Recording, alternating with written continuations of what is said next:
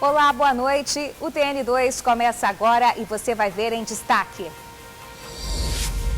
Flagrante de assalto na Serra. A vítima é um empresário que perdeu R$30 mil. Mulher esfaqueada num quiosque na praia de Camburi, em Vitória, revela que já sofreu violência doméstica. Ela teve cortes no pescoço e na mão. Cadeirante fica ferido após cair de elevador de ônibus do Transcol. E como fica o tempo para os próximos dias? Você confere já já. Tudo isso agora no TN2.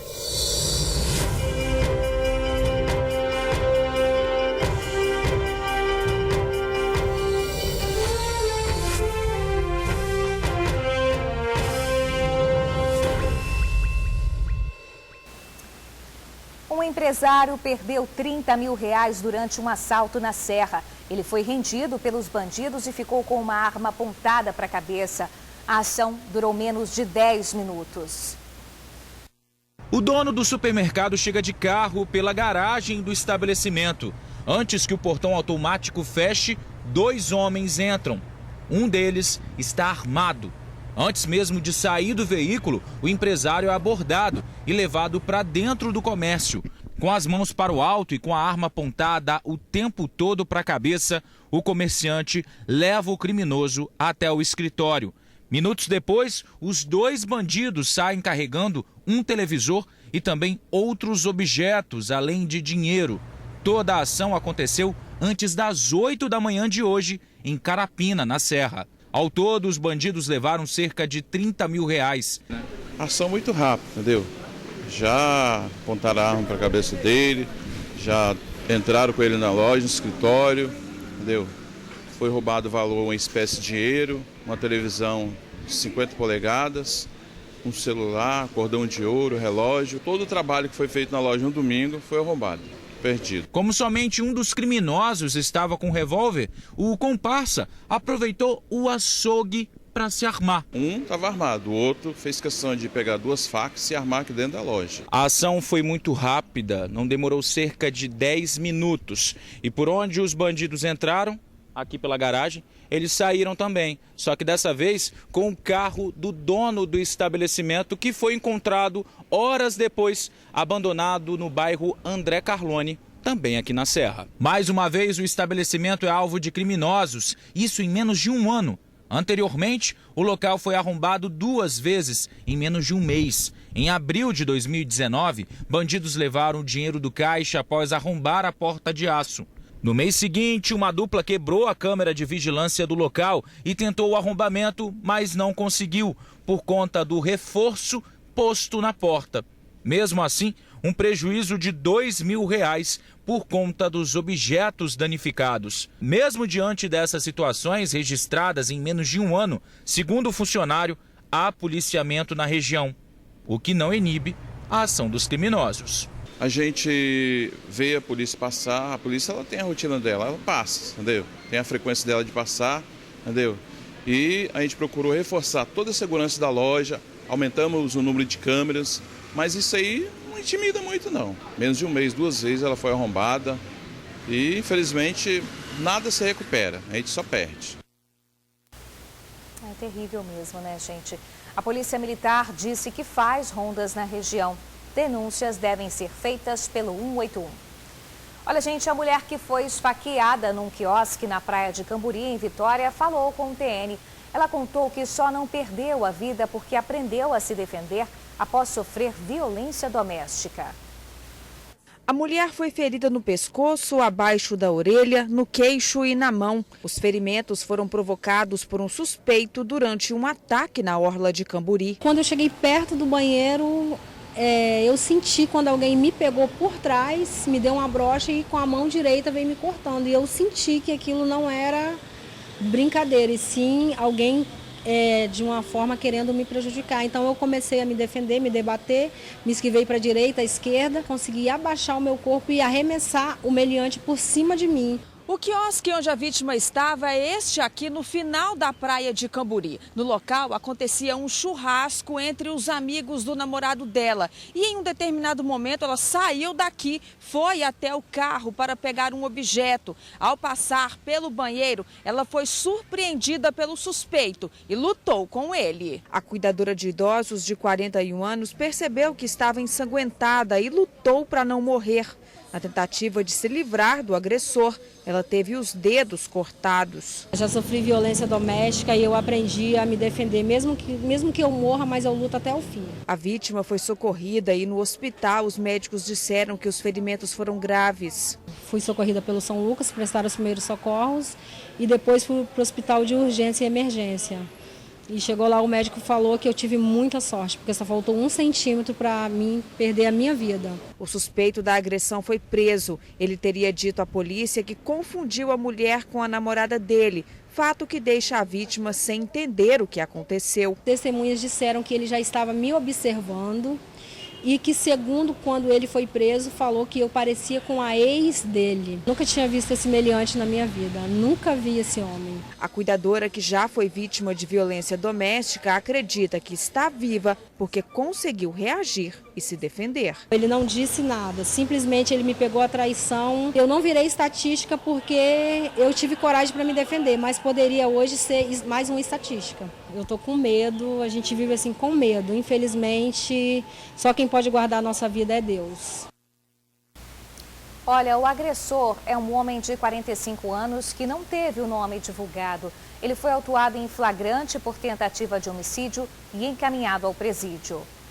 Fim de semana violento na Grande Vitória. Foram 7 ocorrências de tiroteios, tentativa de assassinatos e mortes. Tentativas de homicídios, baleados e mortos. Assim foi o fim de semana dos capixabas. Só no domingo, 9 casos foram registrados na divisão de homicídios e proteção à pessoa, 7 deles na Grande Vitória. A noite de domingo nem tinha terminado quando Ana Paula de Faria Santana foi morta dentro desta casa no bairro Nova Carapina 1, na Serra. Ainda não se sabe o que pode ter motivado este e tantos outros crimes que assustaram a população no fim de semana. O especialista em segurança pública explica alguns fatores que contribuem para um aumento dos casos de violência nesta época do ano. Nós temos aí um somatório de uma elevação do uso de álcool e drogas em razão das festividades. Essa reunião demasiada de pessoas acaba levando a conflitos e muitas vezes a decisões erradas, né, a prática de crimes.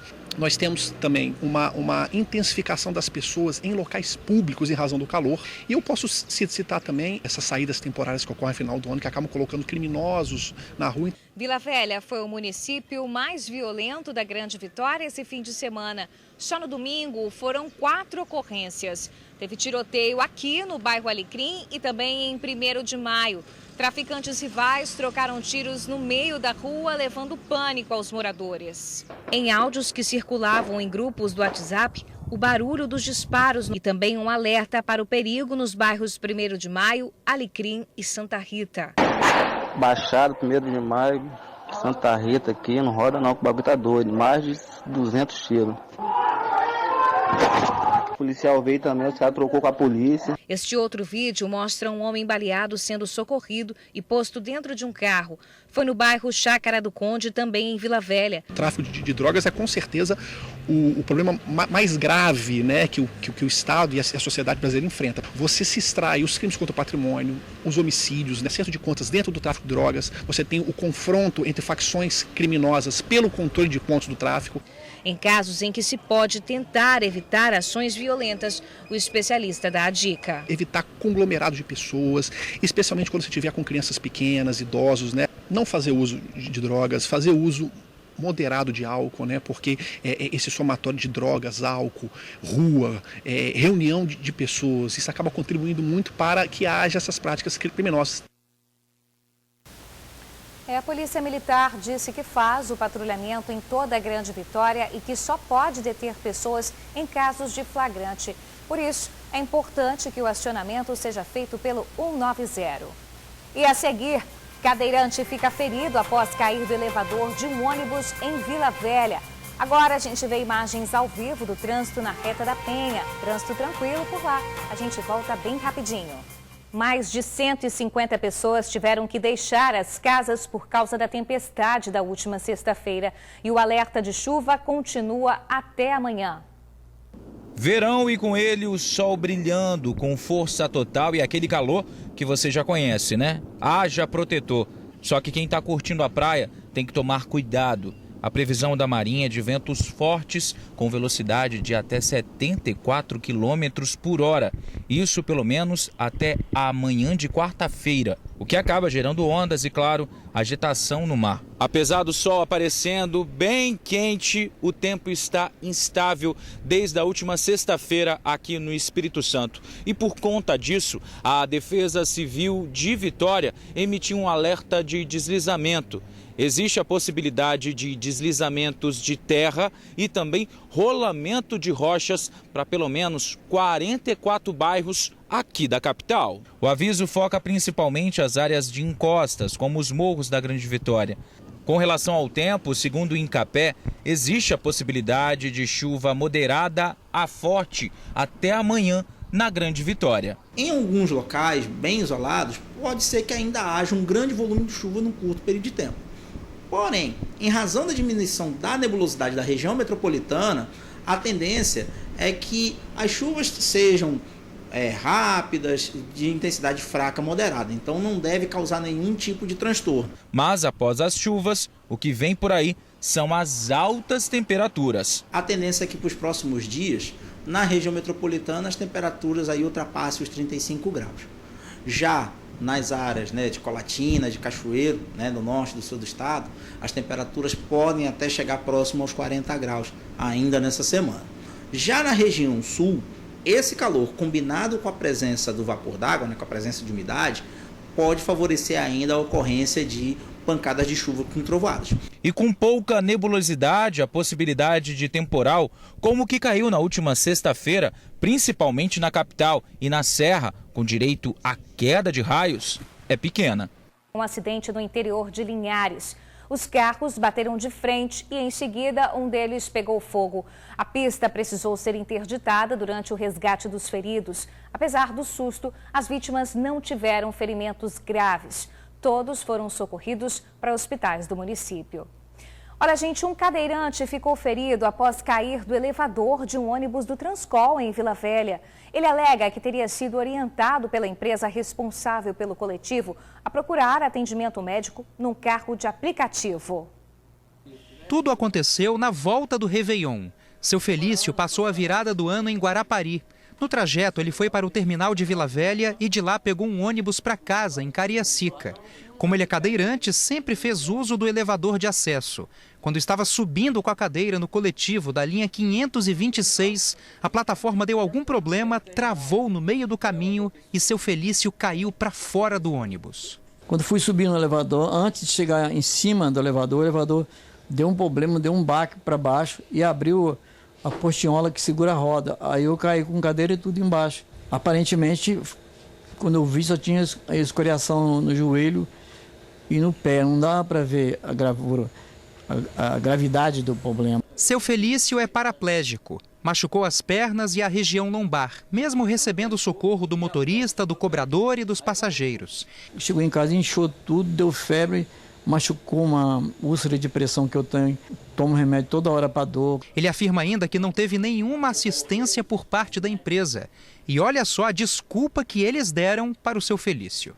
Não tinha como conseguir uma ambulância para mim, mandaram pegar um Uber, ver a despesa toda do médico particular para tirar raio-x da minha perna, que não foi tirado ainda. Aí eu peguei e não fui, porque eu não tenho condições de pagar médico particular e nem Uber. O que deixou o aposentado de 62 anos numa cadeira de rodas foi um acidente de moto há 3 anos. Ele trabalhava como editor de imagens e agora se vê tomando vários remédios por dia.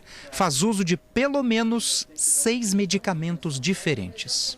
Além das dores físicas, que são constantes, o seu Felício agora enfrenta outro tipo de dor, a dor da angústia.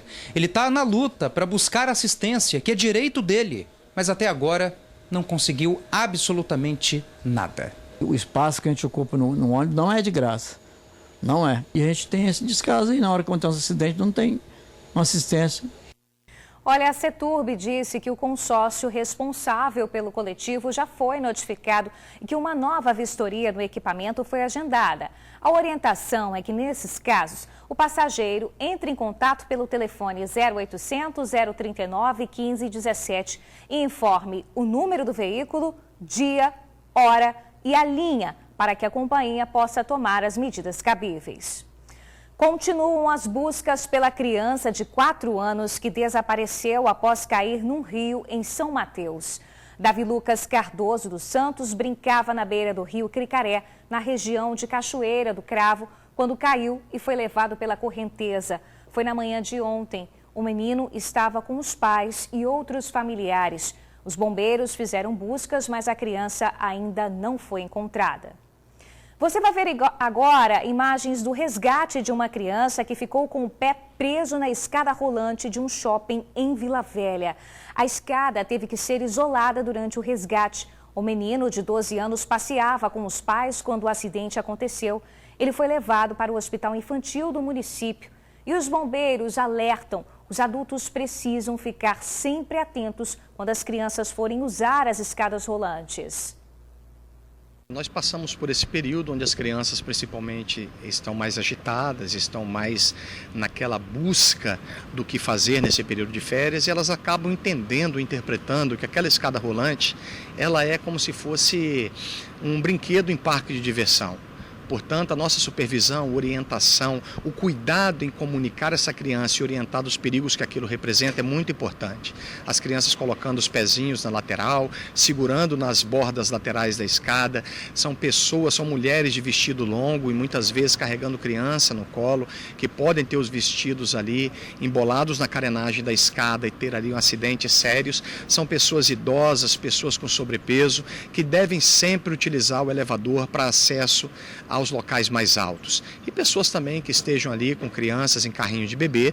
Toda vez que o carrinho de bebê vai subir a escada rolante, ele ganha um grau de inclinação muito brusco e é necessário que se utilize o elevador e não a escada, porque esse grau de inclinação ao qual o carrinho é submetido pode ter ali a queda do bebê e, consequentemente, ali um dano à integridade física dessa criança, muitas vezes irreparável. Pessoas que estejam percebendo alguém em situação de dificuldade, pode rapidamente acionar o botão de pânico, o botão vermelho que está no início da escada rolante, que quando uma vez apertado, ele faz o travamento automático dessa escada.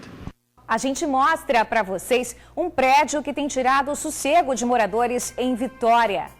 Agora, imagens ao vivo do trânsito na Avenida Saturnino de Brito. A gente já volta. Um prédio abandonado tem tirado o sossego de moradores no bairro Bela Vista, em Vitória. O imóvel está cheio de pombos, mosquitos e insetos que podem transmitir doenças. O prédio abandonado tem 5 andares e muita desorganização. Na entrada, muito mato. A árvore que fica no quintal cobriu o muro. A fachada também está deteriorada. Até os fios da rede elétrica foram arrancados. O edifício fica na rua Padre Emílio Miotti, no bairro Bela Vista, em Vitória.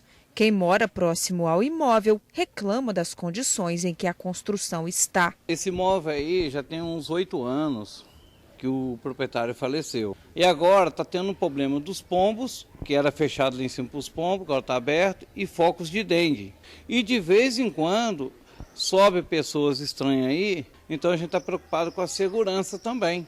Eu conversei com uma moradora que reside aqui próximo ao imóvel que está abandonado. Ela é parente dos proprietários e preferiu não gravar entrevista. Ela disse que as condições do prédio é esta devido a uma disputa judicial que já dura cerca de 7 anos. Os moradores disseram que já acionaram a prefeitura para que notifique o responsável, mas até agora nada foi feito. Nós acionamos a prefeitura para tomar uma providência, para fechar isso aí. E ninguém até agora apareceu. Os pombos já estão invadindo as nossas casas. Que agora mesmo, minha mãe estava olhando o teto, está todo quebrado o telhado colonial. E quem vai arcar com esses prejuízos da gente? Sendo que não é só o prejuízo monetário, é a questão da saúde também, porque esses pombos têm várias doenças. Eu entrei em contato com a Prefeitura de Vitória, o protocolou lá, tudo direitinho, eles falaram sim que devido às chuvas, aquele questionamento da chuva, que realmente a gente até acredita nisso, mas a gente também não pode ficar à mercê de um dia que pode resolver a situação. Realmente, a situação é muito complicada, né? A gente espera que o problema possa ser resolvido o quanto antes. Bom, gente, agora 7h42, o jornal está terminando. Vou ficando por aqui. Boa noite para você. Te espero amanhã, combinado? Tchau, tchau.